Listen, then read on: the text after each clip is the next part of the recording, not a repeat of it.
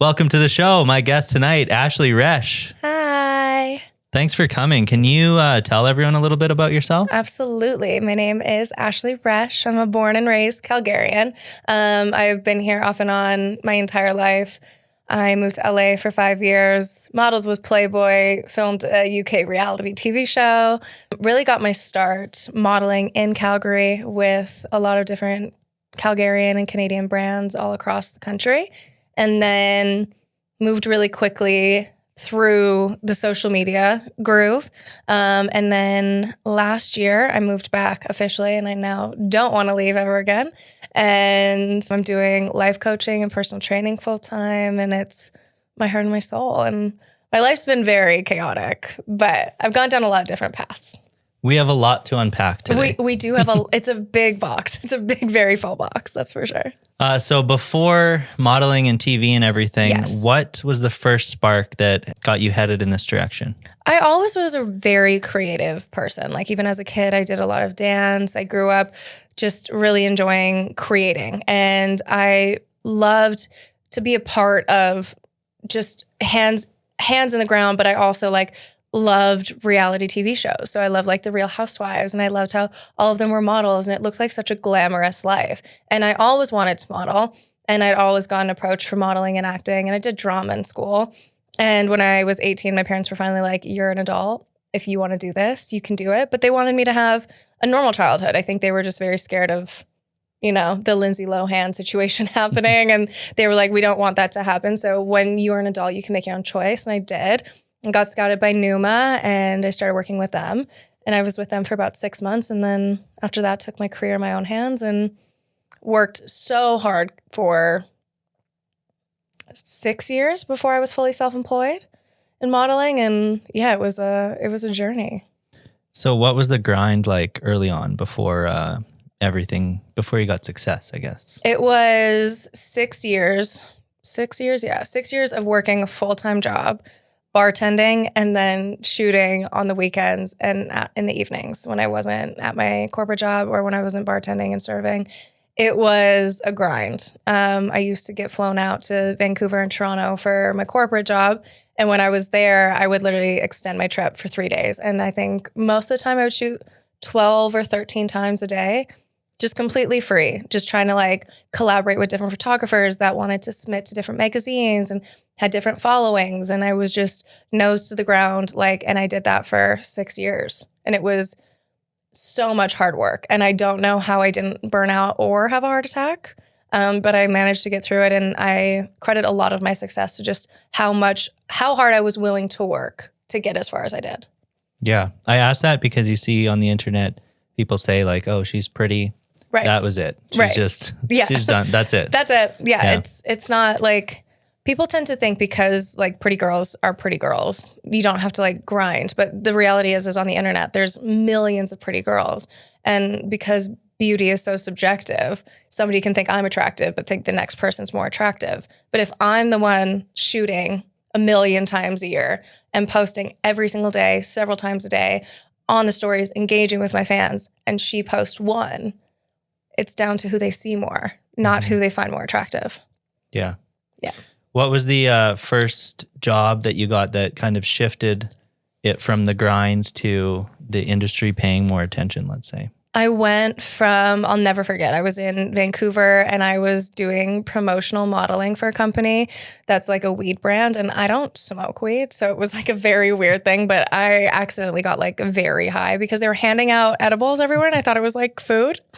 So I was out here doing this promo modeling gig, just absolutely fried out of my mind. And the next day I woke up and I'd hit 100,000 followers on Instagram, and Barstool Sports reached out to me and they were like, we want to do some collabs with you. We want you to send you some products. We want to post you. We want to do all of this. And by this point I had already been reposted by The Chive and Bro Bible, but I'd never worked with them. So to have a company reach out and be like, we want you to do a Snapchat takeover, which was so big back in the day. It was the first time I felt it was one of the first times I was getting paid for just having a presence. And then it was one of the first times that I was like, wow, a big brand is not only acknowledging me, but reaching out to work with me. It was super validating. So what did that breakthrough bring or demand from you that you weren't expecting? It was a lot more pressure than I think I ever could have conceptualized. Like, I always thought, oh, when I hit 100,000 followers, I'm just going to have $100,000 in the bank and I'm going to be so rich. And like, that doesn't happen. But I always convinced myself with every like number milestone, there would be money that comes along with it. And there wasn't. So it was like this constant grind of like, at that point, I was so young. I was trying to maintain an appearance of everything's great. Everything's amazing. I live this glamorous lifestyle. But really, like, I was dead broke because I'm modeling, but only getting paid for like 5 out of 25 shoots that I do. And I wasn't getting recognized by big brands yet. So, and this was before brand deals were really a thing. So I was doing all of this work and not getting paid for it. Patreon didn't exist. OnlyFans didn't exist. None of these things existed.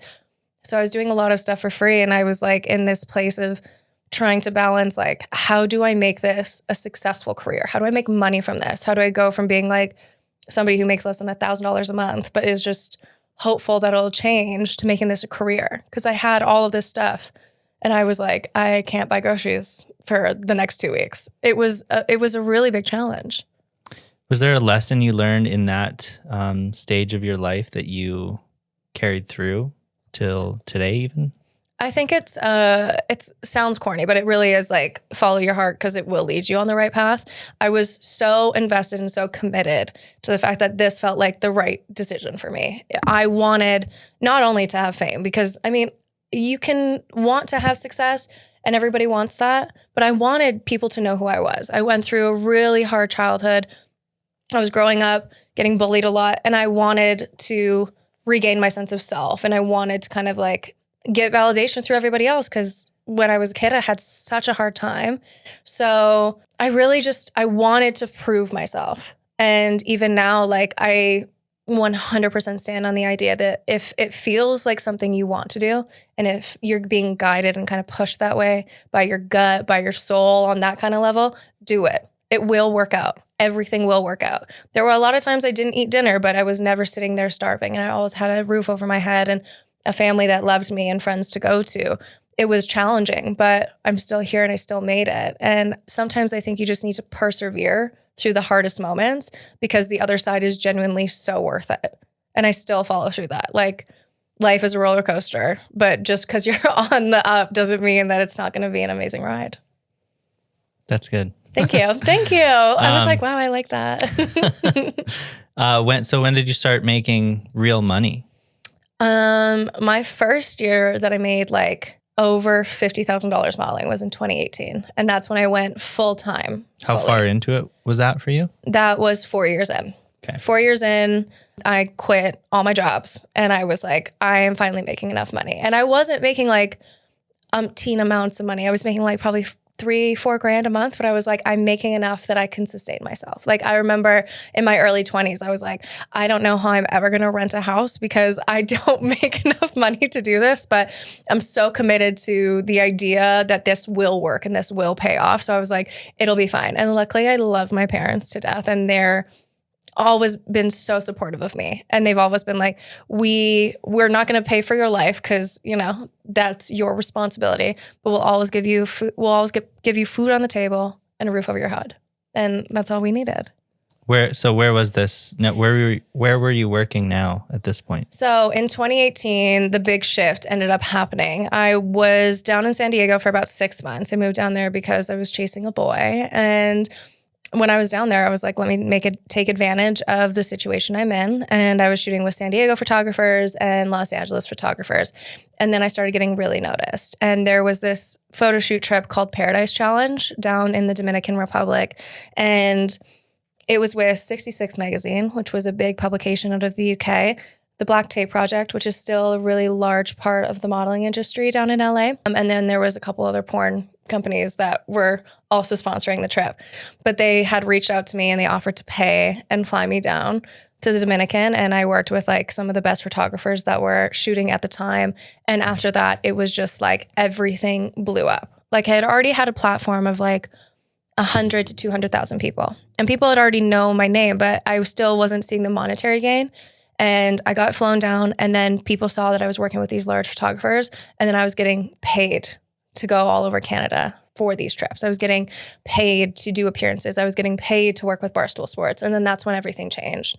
And in 2018, that's when OnlyFans also started. And that made it very easy to transition from having like a non-monetizable presence online to being able to make money with who you were. Mm-hmm. And that was like such a big shift. And it all happened within the course of like a month. Was there something that surprised you when you got in further, like to that, once you were on the inside? Yeah. About how everything worked? Yeah, all of it still to this point is a little shocking to me because at the end of the day, like I'm still very like, I'm just a Calgary girl. Like, so I'm still just a girl that grew up in the Northwest. And so I still find a lot of it really surprising, but really like the big shift for me was like the drug use that's in the industry and how normalized it was. I'd gone from like not really touching any of it to being like fully like, I love it. It's so good. And it was because it was always there. And it was like all the people that you've been looking up to and all these people that you've like wanted to be like and have been following for years for inspiration are doing it too. So like you don't want to be the one that's not doing it. But it was so normal. Like the modeling industry and the creator industry is so work hard, play harder. Like we do all of this stuff, we shoot all day, and then it's like, let's party until 5 a.m. and then do it all again the next day. And that was probably the most surprising part of it to me because that's not what I anticipated what would happen. Because I was like, oh, these people are really successful. They must be like on a routine and waking up at 4 a.m. and doing all of that. And then we're doing cocaine and a beach in Jamaica until 4 a.m. And it's like, it was wild.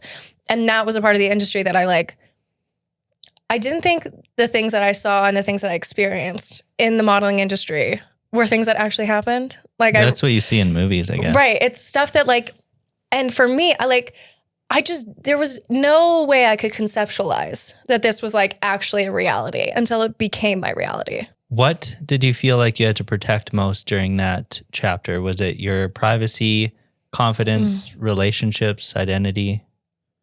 I think that's such a good question. Thanks. It's a really good question. I'm like, damn, I don't even know if I've thought about that. I know. I'm not a therapist. No, but it's a great question. I don't know that at that point I was trying to protect anything. I think at that point I was so convinced and so ready to just prove to everybody that had ever hurt me, boyfriends and bullies in high school, that I was like worth something. So I wasn't really protecting anything. I just was like trying to prove myself constantly. So I was open about everything that I was going through. And yeah, there was nothing that was private at that point. Once you got known publicly as a model, Yes. Did that label start to shape or limit how people saw you? Absolutely. Like I still feel like it's one of the most limiting factors of my life is doing Playboy, having an OnlyFans, especially post-COVID. Like, I think it really got so challenging because people don't see you as a person anymore. They see you as like an Instagram page.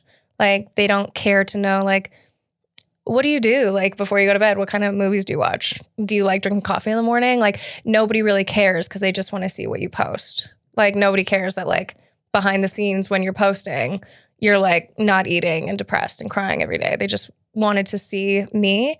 And I found a lot of people just convinced themselves of who I was before I even met them. And then I'd meet them. They'd be like, oh, you're so much cooler.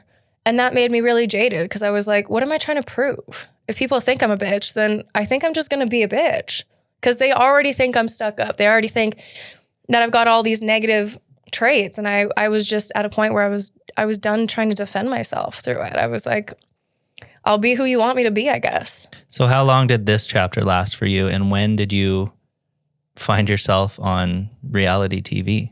So crazy journey. I think when in 2020, I moved to Los Angeles full time and I had spent a couple years going back and forth and kind of living in this like very full party life. I was starting to make a lot of money, partying all the time. I was just in a really different place. When I moved to LA, I ended up getting hurt by a lot of different people, friends, boyfriends, people that like hurt you in ways that you never thought were possible with like cheating and lying and like the manipulation of it. And in Los Angeles, I didn't really feel like I had a community to fall back on. Like, I feel like I was going through all of this alone, and it made me so angry. And I took it out on literally everybody. I was from I want to say like 2020 until 2024, I was a very challenging person to be around. It was challenging to be myself at the time because I just had so much anger towards the world. I was just so done, so frustrated. And also like my mental health was tanked. I've always had depression. I've always had anxiety. But at that point, like I was so anxious, I would leave my house like once a week. Like I'd go to the gym and that was the only time I'd leave my house in a day. Like it was so challenging for me.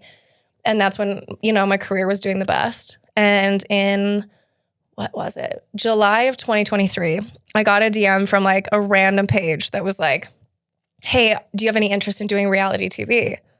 I was like, I think this is fake, but like, let me just fuck with it. Let's move along. Like at this point, I'd already modeled for Playboy. I've been working with Playboy for a number of years. So I was like, you know what? Weirder things have happened. So I started talking to this guy. I think his name's Louie. And we ended up doing a couple calls.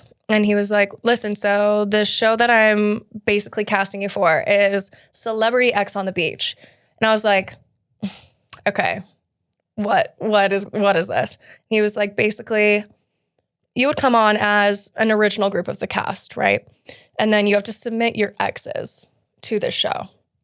And as long as your exes agree, you'll get signed. And I was like, simple enough. Paying a lot of money. I was like, why not? This sounds like a good idea.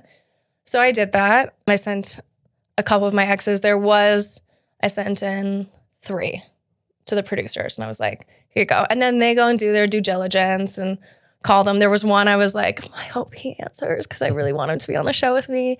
He didn't. But I was really hopeful. And then, they called me back and they were like, hey, listen, so you got the show. We're filming in Gran Canaria, Spain at the end of August. Beginning of September, end of August. They didn't have a set date yet. And this is the thing that reality TV moves so quick. And I never expected that. Like I was getting called in July, doing the castings once a week, and then got my contract. And then a week later was on a plane going to film. It was like so instantaneous and quick. Problem was at the time, I wasn't sure if I wanted to stay in LA or if I wanted to go. And I decided very last minute before filming the show, which is like very impulsive, very like me, but I decided to pack up my entire life in LA, move back to Canada and stay in Canada. So I got this show, was getting ready to go, drove all my stuff from LA back to Canada, moved back home, and then got flown out first class, first time to Spain. And I was in Spain and I was like, oh my God, I'm not going to have my phone for 3 weeks. How am I not going to talk to my mom? I was freaking out. And then, I filmed Celebrity X on the Beach for 3 weeks. Did it say Playboy model? What was your celebrity? Yeah. So the whole thing was that I was a Playboy model. So the thing is like, I did have a good following at that point, but like, I've never thought that I was important enough to be on like a celebrity reality show. I think somebody else probably dropped out and they were like, oh, she's hot, cute, bring her in. So it worked. Like, hey, I'm not mad at it. Like, I'll take the win. But it was that I was a Playboy model. So we did like a whole shoot with, I didn't have like my Playboy bunny costume because that's like in a box. I leave that in a box. That's not for anybody to touch. So they got like my yellow costume. They ordered one and we did like all the scenes around the fact that I was like a Playboy model. And it was great. Are you more famous in the UK now? Yeah, surprisingly, like it's the only time I get recognized from the show is when I'm in the UK or in Spain. Kind of like, I want to say on the west side of Europe, I get recognized a lot for being in the show and then nowhere else ever like for being on the show. Everyone else is just from Instagram or TikTok. Did being on reality TV, how did that affect your relationship with attention? Did it make you want more or less of it? Way less. It like made my mental health so much worse than it was before. Like, very specific type of fan for reality TV, like really attached. Yeah, which like there's some fans that I've gotten from the show that I think are so unbelievable. Like they're my ride or dies. And I love that because I feel so connected to them. But the anxiety and the stress and the judgment of people is so much worse than I could have like ever anticipated. And my show didn't even like blow up like that. If it had like a Love Island or Love is Blind, I don't know what it would have done. Because even when my show was coming out, I wasn't with the guy that I was with on the show anymore, because he's a very, very toxic person to be in a relationship with. And so I was just traumatized from watching it back, this like horrible relationship where I know like now all of these lies and all of these things were going on behind my back. And it was so traumatizing to just experience it from watching the show. But then to like, and I didn't really have a lot of commentary, but I had some of it. And like some articles of The Sun being like, oh, Ashley Resch is sleeping with her co-star. And I'm like, we danced at the premiere. Like, what are you talking about? There was so much commentary, but not even to the extent that I would have anticipated. And it was awful. And it destroyed my mental health. Like, I've always struggled with my mental health. But at that point, and this was just last year, I was so unbelievably low. Like, it was a really dark time for me. Yeah, I bet that's tough. It's like, yeah, it's a lot of a weird attention, right? It's just like, people feel so entitled to your life after you film a show like that. They feel so like they need to know every detail about you, but they also feel like they have a right to judge you for everything that you've ever said or ever done. And I'm like, what? Like, I went on that show trying to be the best version of myself that I could, but I'm also there for 3 weeks. Like, there's only so much you can ask of somebody. And it was hard being away from my friends and my family. And you got to keep in mind, we're in 30-degree heat every day, filming constantly, 24/7. They wake you up. They basically tell you when to go to bed. There's cameras everywhere. You have no sense of privacy. And then I have people judging me for like the one line that I make where I'm like, I don't want to be involved in this drama. So I just got really pressed about like one line I would say. And it was like, I'm like, you guys, I'm being filmed 24 hours of my life. Like, my entire life is gone. We're in 30-degree heat. We're doing all of this stuff 24/7. And I was just done. I wasn't in a good place before I went there. And then I get there and I'm in a toxic relationship with this really boring man, but I don't want to end the relationship on TV because then people are going to be like, oh, you're a hoe because now you're with somebody else. So I was like, can't do that. Got to wait till we're off. Like, it was so weird, like the pressure of it. And like, I remember leaving the show and I'd lost probably like 15 pounds being on the show because they feed you everything. And I got off the show and I was like, oh, I wonder what I should have for dinner.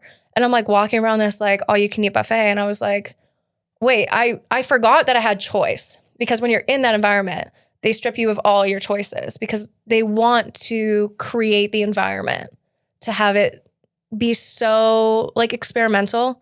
Like, it feels like a social experiment. Mm-hmm. They want it to be calculated. They want it to go their way. So I'm assuming you wouldn't want to do a show like that again. No, I would. Oh, you would? I would. But it's also because I'm in such a different headspace now. And I know what to expect. Going in it, I was just so anxious and overwhelmed and nervous about the whole environment of it all that I don't think I was able to really like let go and be myself. But I think now I have a lot more mental fortitude. I have my anxiety under control. I'm a very different person than I was when I filmed the last show. And I think I could handle it a lot differently. And I do think like now it would be challenging because I would actually be like looking for love. So it would be hard. But I do think like I'm the type of person where like if I am going to find my man, like it's going to be on a national television show. Like, and that just is what it is. And I'm fine with that. But I'd be going into it in a different mindset now, I think. And as a vet, you'd know what to expect. I saw a lot of people from that season are on all sorts of different shows. Yeah, for sure. So we had quite a few people from Too Hot to Handle, F-Boy Island, a lot of people that won Love Island in the UK. It was like a really big one. I was one of the only people. There was only one other girl that was there for like 3 days that had never done reality TV before. So when she had left 3 days in, I was the only person and I was like, what am I doing? This feels so weird. How did the scale of that attention compare to the modeling and social media stuff before? It was with modeling, it was more immediate. Like I would post a photo or a video and it would go viral, and then I'm getting all these hate comments. With the reality TV game, it was like a consistent level, consistently fluctuating in, always having commentary. And even now, like the show will post clips and you're still getting comments of how you acted 2 years ago. And I'm like, okay, well, what are you going to do? So I think with modeling, it was more virality that I experienced. And with the show, it was more longevity. And it was, I don't know if I like that as much because the virality, people get tired of it quickly. So they stop commenting. Like they'll stop calling you fat or say you're ugly or whatever pretty quickly. Like you've only got a couple days you have to last with that. But the show, it's been 2 years and it's still coming up and people will still send it to me and be like, oh my gosh, I didn't know you did this. And as much as it's such a great experience and I'm so grateful for it, for the financial opportunity, for the opportunity to meet all those people and be on a different platform, it's different, like consistently getting comments about a relationship that you were in for 2 months, 2 years ago. So it's weird. When did you make the decision to use the attention and shift your focus into the work you're doing now? It was a really natural transition for me. I had been doing personal training prior to moving to Los Angeles. So that was something that I had always done. And I've always had like such a knack for fitness and learning about the human body and things like that.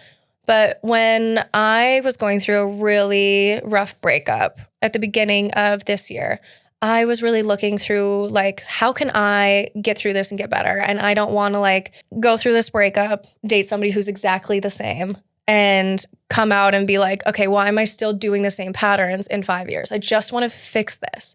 And when I was going through that, I was like learning a lot of things about myself. And I was also like really reconnecting with like my true passion. And my true passion was really with helping people and helping women and really going back to that. Like I felt really grounded in my decision. And it just felt like a really natural progression because I was going through all these like monumental changes mentally and physically and emotionally and spiritually. And I just like felt like a completely different person. And I felt like I'd be doing myself, but also maybe somebody else a disservice by not sharing that. And I felt really connecting to be able to look at somebody and be like, no, I've been through this. Like, and I genuinely have. And that's when I started getting into life coaching. And that's when I got my certification and started going back to school for psychology. And it just feels like the right calling for me now. So what was your audience shift like? What was the reception like? At first, horrible, awful. Because when you have like a predominantly male audience and then you're talking about like self-worth and self-love, some people don't like that. And they're going like, oh, you sold your soul to the devil. Like you're a harlot, you're a whore, you have tattoos, like you're all these things. How dare you tell other people how to live? And I'm like, whoa, let's take a breath, right? Like it's not that serious. It was rough at first. It was really rough. And even now, like I get constant feedback like, oh my gosh, like you think you know everything. And I'm like, I don't know shit. I only know what I know. But I do know that if my situation and what I've learned and what I've gone through and what I've experienced can help one person get through this a little bit easier, I want to do that. But yeah, it was rough because it was like the DMs and the comments were horrible. Like, and I've been used to hate comments for a long time, but for when somebody's like attacking your character that you've like just worked so hard to like push through and get through, you're like, damn, that one really hurts. Instead of your appearance? Yeah. Like my appearance, I'm like, whatever, bro. Like, beauty's subjective, but like I know like I'm a relatively attractive person all in all, right? And I'll take the win, okay? Like I can know that I have a level of self-confidence. That's fine. But when somebody's like attacking my character at that point, I just was like, I'm a way better person now than I ever have been. So like, fuck you for thinking that I'm not. But now I'm at a point where I'm like, it's projection, babe. If you want to talk about me like that, go see a therapist or hire me as your life coach because we got some things to work on. I know it's not me, but when I was trying to do this rebrand and like really like change it, I was like, damn, this is rough. Like people are horrible. Yeah. Do you think of it more as just an addition and not leaving that part of your life behind? I think it's become a lot more of who I am now. I think like modeling wise, I still will model every once in a while because I like the creative aspect of it. But it's not for me anymore. I've done shoots. I've done magazines. I've done all that stuff since I've kind of like felt this, and it's nowhere near as enjoyable for me as it used to be. Like I used to get this like level of elation when I would do a shoot. Like I'd go home and I'd be like, I feel so good about myself. I feel so grounded in who I am. Like I feel so damn cool. Like I just feel so cool. Like how is a girl from Calgary doing this? And then I did a couple shoots this past year and I was like, I don't feel any of this. I actually like wish that this was over sooner. I'm like, I really don't want to be here. I don't want to do these poses that I've been doing week after week after week for 10 years. I just want to do something else. And so like model Ashley is definitely like on the back burner. She's retired. She comes out every once in a while, but I just think it's my past me now. I'm going to take a quick break. Sure. And when we come back, we'll talk about the current you. Love that. We'll be back. BRB. Hey, everyone. If you're new to the show, please subscribe on YouTube. Lots of listeners on Spotify, Apple, iHeartRadio. Keep subscribing there. Share it with someone. If you think it's a cool concept, share it with your friends. We want to keep it going. So, yeah, thanks so much. Stay tuned for more Deets. How's your coffee? It's so good. It's protein coffee. People don't ask you about your coffee enough. They don't ask me about my damn coffee. Thank you for noticing. They don't. And we're back. So you have over 1 million followers. I do. Do you ever think about how many people that actually is? Does it freak you out at all? It often does, because it also feels like a lot of pressure and a lot of eyes. And there's times that like I feel like I have like a good rhythm of like 100,000 people that like perpetually watch my stories and things like that. So, but then sometimes things go viral and it gets up into like that couple of million mark again. And I'm like, oh my gosh, this is terrifying. And when I'm in a place like, I don't know, the Saddle Dome or any theater, I'm like Googling how many people that is. And I'm like, oh my God, like if this amount of people were in a room, I would be, I think, terrified. Like the idea of that many people is like such a privilege and such a blessing to have. And I'm so grateful that I have the platform I do, but I'm like, oh my God, that's also 1 million people that follow me. Like 1 million people have made that choice. Like that's, it's absurd to me, to be honest with you. How much do you think the perception of you online matches real life? It's definitely different. I think right now, like we're at this point where we're like combining the two and bridging that gap a lot. But I think in the past, it's been very different. I like to think that like I'm a very open, down to earth, kind person. And I don't think that that comes through in like my smizing modeling photos and like when I'm humbly kind of bragging about my life in the past where I'm like, oh, look, the Playboy jet. Like, I don't think it comes across as like, oh, this is a girl that like likes to go hiking and loves a good IPA and wants to hang out with her friends with no phone and like would rather have no service than anything. I don't think that that gives it. So I think there was like a big disconnect there.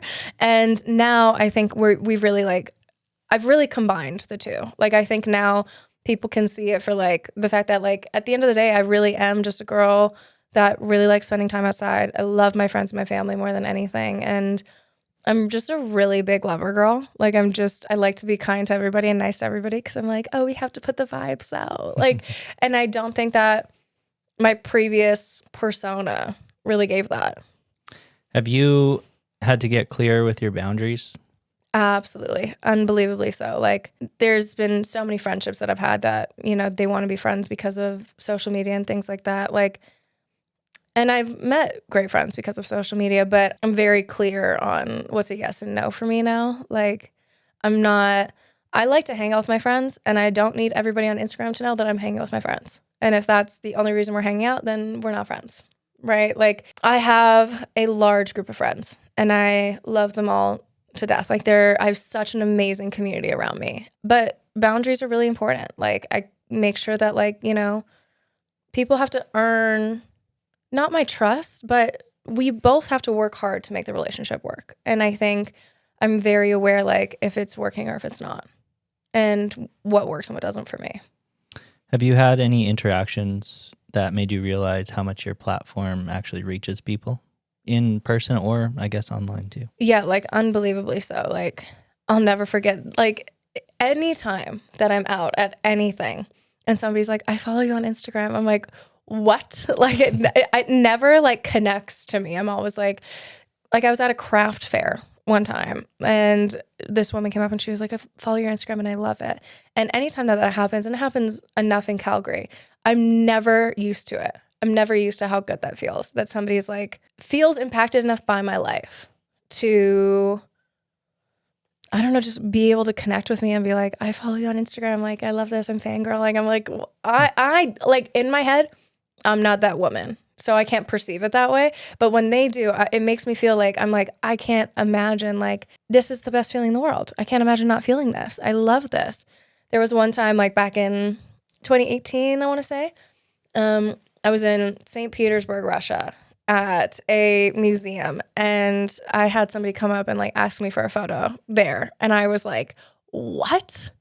In Russia? And they were European. I'm not sure where they were from. This was so long ago. And I was like, okay, this shit's crazy. And even when I was right before I went to film Celebrity X on the Beach, I was staying at a hotel. And like when you're staying at a hotel pre-reality show, you are allowed to have your phone, but you're not really allowed to do anything. And you have to do everything with a chaperone. And I had a woman come up to me and be like, I love all of your stuff. And I was on a random island in like the Canary Islands in Spain the next day going to film this show. And she was like, I'm such a fan of you. And I was like, what is happening? Like, this is insane. I couldn't believe it. Because obviously I couldn't post where I was. So this was just somebody that like had known me and followed. And it's wild to me how far it goes. Does being visible like that, or what does being visible do to you personally in ways that people don't see? I think it used to make me like really insecure because I used to feel like I had no privacy. So I feel like I used to be scared to like date or, you know, get too drunk or do whatever because I was like, oh my gosh, somebody's always watching and judging and like, what are they going to think about me? And now I just don't really care. Now I'm like, I'm really proud of the person I've become. And I'm really proud of the platform that I've built. So I'm kind of like, man, if you see me and I'm a little too drunk, like I'm having a good time. If you see me and I'm on a first date, I'm just human trying to find love. Like now I've really come to terms with it. And I think I've gotten to a place where I've like fully accepted what a privilege it is. And I really feel so much gratitude for the platform that I have that I don't really worry about it anymore because I'm like, if somebody knows me and they can recognize me out, I know when I see somebody I follow and I'm like at the gym, I'm like, this is so cool. Like I'm fangirling. I just hope that they can talk to me and hopefully I'm giving them a place of inspiration. And I'm hoping that if they do see me and they follow me or they have seen my stuff and they don't follow me, that they can like, damn, these people are really just humans and kind of connect the dots between it. Because I swear, the minute that somebody like introduces themselves to me, I'm like, what's your phone number? What's your Instagram? Let's be friends. Like, I feel so much gratitude for it now. Okay, let's talk about what you've done now. Okay, let's do Your it. coaching. Yeah. Tell me about it. Okay, so life coaching is essentially my segue into doing therapy at some point because I do want to become a psychologist. But I got fully certified with Jay Shetty's life coaching school in January of 2025. So earlier this year, I've been a certified personal trainer since 2016. So I've really combined the two. So I work with a lot of women and I work with women more than men just because I find that that's who comes to me more, but I work with both. And I have a lot of people that come to me and they're like, oh, I want to change my fitness style. I want to go to the gym. I want to get better. I want to do this. I'll do programming and then we'll do our weekly check-ins. And I'm like, how are you doing? And we have these lovely little conversations and then that'll turn into a life coaching session. And then they're like, okay, now I need you as my life coach. And my philosophy with life coaching is really just trying to make everything that you want a reality, whether that be struggling with confidence, not knowing where your career goes, content mentorship, whatever it needs to be. I either have enough of a community that if it's something that I don't feel like I can take on, I do recommend them to somebody else. But I also feel like I've lived so many lives that I feel like I can help in so many different ways, whether that be like relationship help or career help. Like I've lived so much and done so much that I think I really try to bridge the gap between fitness and mental health. And the combination of the two is chef's kiss. So good. I can tell you're excited about it. You sat up, you perked up. Yeah, it's truly my passion. Like even before we sat down to film, I was with a client this morning, and I love nothing more than to hear like my clients be like, so everything that you told me to do, I like checked off my list, and I'm like gold star. And they're like, well, but you're holding me accountable, so I have to do it. And I'm like, I absolutely will. But I believe in like giving people the love that they deserve and the support that they deserve. All my clients have my personal phone number. If they need my support, they have my support. I always want them to feel like, more than anything, that there's care and love in our relationship. Yes, it is a coach-client relationship, but I want them to know it's always coming from a place of concern and care. And it's just I keep saying it, but it's such a privilege to be able to help people like this and to be able to support somebody through their darkest time in their life, because asking for help is the hardest thing in the world. And if there's one thing that I've learned with coaching, it's just how many people struggle to actually like put themselves first. They'll book the calls, they don't show up. Okay, well, why didn't you show up? Oh, well, I just didn't think I needed it. And I'm like, why? Oh, well, I was really busy. Why? Oh, well, work went really long. Why? Oh, because I'm not really good at telling my boss no. Okay, why?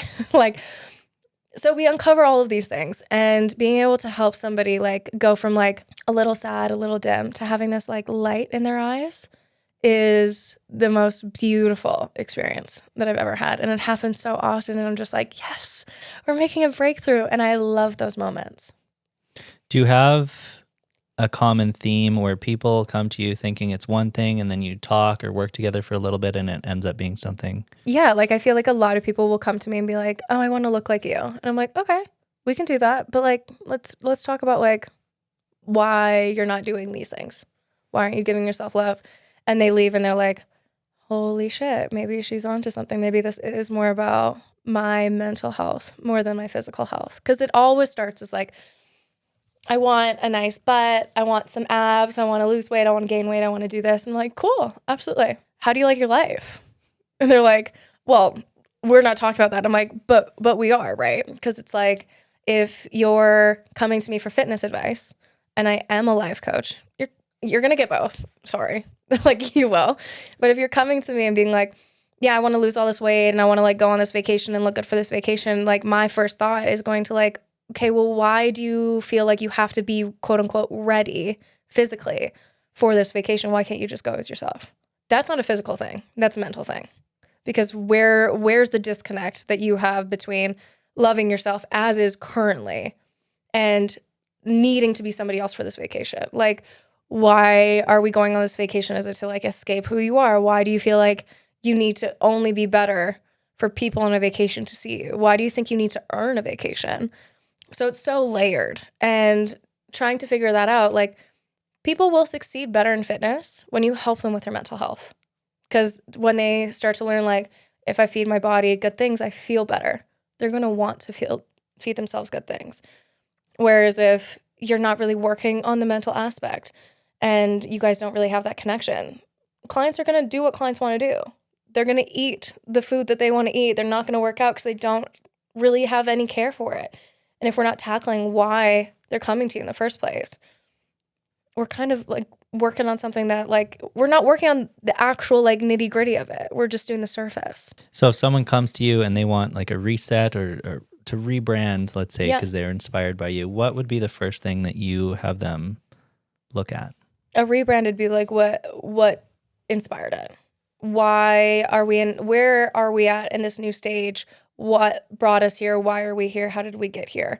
I want to understand like where the rebrand is coming from. Is it because like similar to me, you were doing things that felt not authentic to you anymore? If that's the case, we need to find what feels authentic to you. I need to find your why. When I know your why, we can shoot for the stars and we will land amongst them, like the quote says. But if I don't know why you're doing it, it's really hard to be able to bridge that gap. So what part of this work feels the most meaningful to you personally? Being able to make mental health as accessible as I possibly can. That's the most meaningful part. I work with people from every different walk of life, all different income backgrounds. I do a lot of like, I guess you'd call it pro bono work. I work with a lot of different women that genuinely cannot afford to pay me. And I do it because I'm like, I think you need this. And sometimes doing it for not the financial gain is genuinely the best reason to do something. And being able to look at somebody who has come to me for help and is asking for help and see them week after week show up for me, they're showing up for themselves, and seeing the fact that they're like really changing because they're setting boundaries and they're saying, you know what, that friend really pissed me off, but it's okay because it's not me, it's them. And I'm like, what? And hearing like the coping mechanisms that you've helped them with, and knowing that they're refinding love in a relationship or finding better friendships and attracting all the good things into their life. And it's just because they've decided to show up with me for an hour a week. It's just the most incredible feeling. Have you learned a lot about yourself through this process? Oh my gosh, so much. So much. First of all, I used to be a horrible listener because I think my ADHD just goes like crazy. And I'm like, oh my gosh, you said this, I can relate to it. Let me like try to, so I try to talk a lot. And I'm a yapper, you know, like we're on a podcast, I'm yapping a lot, you know, I think we can pick that up. But I'm realizing like, and also just the level of love and compassion I have for people. Like I really just want the world to be sunshine and rainbows. And that's something that I really didn't know about myself. And I'm like, oh, wait, we really just want it to be like peaceful and loving and all the good things. And I never would, I think 2 years ago, ever would have said like, I'm an optimistic person. And now I'm like sunshine and rainbows and butterflies. They exist all around me. So it's a very big difference in myself. And I'm shocked at, honestly, like every day I learn so much more about myself with clients, because sometimes I'm like, I'll get frustrated when like a friend is being rude to one of my clients and I'm like getting all defensive and I'm like, whoa, girl, bring it in, okay? We can deal with how our emotions are affected afterwards. But helping others take care of themselves also really forces me to take care of myself, because I feel like a hypocrite if I'm like telling my girls like, hey, like I need you guys to really focus on like eating well, but also being gentle with yourself. And then I'm like going to get Taco Bell and being like, you have to run for like 3 kilometers after this. Like I can't do that. I have to be nice to myself because I'm telling everybody else to. And it's a really amazing shift for sure. If someone listening wants this year to be different, what's one practical place to start? Not a mindset, but an action. Habit stacking or time blocking. They can work together, but chances are if you feel like there's not enough time in the day, it's because you don't know how to schedule your time in the day. And we do have enough hours. There's a disconnect somewhere. We're either not sleeping enough, we're sleeping too much, we're wasting time doom scrolling, which, you know, we all love, we can all do, but there's a disconnect between what you want and getting there, and make the effort and make the changes to get there. Time block, make a schedule, treat your ambitions and your goals like it's your job, because at some point it will be. Is there something that you see people focusing on that actually doesn't move the needle very much? I think a lot of people put a lot of pressure on themselves for it to work immediately. Like, and more pressure on yourself doesn't make anything happen quicker. It just means that you feel shittier about the fact that it's not happening. The best way to get anything done in life is to stay consistent and remain consistent even in the bad days. Like people will say like, oh, on my good days, I'm going to like make all this content and then I'm going to post it. And that's not what makes anything happen. It's when you don't want to do it that things start to happen for you. What about you? Do you have a New Year's resolution? I do. Yeah. Like I really want to get into running this year. I've got a lot of lower body weight because I'm just lower body dominant. So running is really challenging for me, but I do want to spend more time outside. And I think that's a great way. But my big resolution this year is to try to do 52 hikes this year. So it's 1 hike per week. And that is like my massive goal. Resolution, I would say it's just to genuinely stop eating fast food, because I love Taco Bell. I love A&W.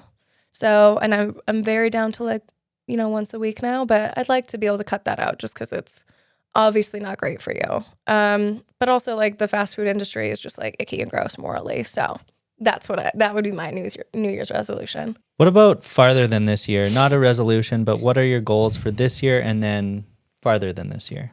Let's say, I don't want to say 5 years, but just like, what do you... Just a dreamer, yeah. I mean, this year, like my big focus would be to just keep putting my nose to the ground and grinding through making Reach with Resch as successful as I can and working with as many people as I can. I would love to be able to like double my client size and then be like, okay, now we're good. Now we're good. I want to be able to help more people. I'd love to be able to do more charity work. That's definitely like super, super high on my list. And, you know, in the future, I would love to be able to have my own non-for-profit. I would love to have a shelter for dogs and all the animals because they all need homes to go to. And I would love to be able to have that outlet for shelters when they're overburdened. I'd love to be able to work with any non-for-profit that help women and men across the country, city, whatever, the world, as far as I can go, as far as the reach will take me, and really be able to impact people. And I'd like to be able to have my own private practice as a psychologist and be able to take all the money that comes through there and put it into things that the world really needs, and mental health and, you know, just helping people through the roughest times in their life. I think that's what we need. And I think that's what will genuinely change the world. That's all I have for questions. Do you have anything else you want to say? Thank you for having me. Plug everything. Okay. You guys can follow me on my main Instagram at Ashley Resch. Reach with Resch is my personal training and life coaching business. So you got any of those needs that you want to take care of, I got you. And TikTok and YouTube are the same, Ashley Resch or Reach with Resch, and you can find me everywhere. Okay, thanks for coming. Thank you for having me. I just take these off and it ends immediately. Okay, amazing. Bye. Bye.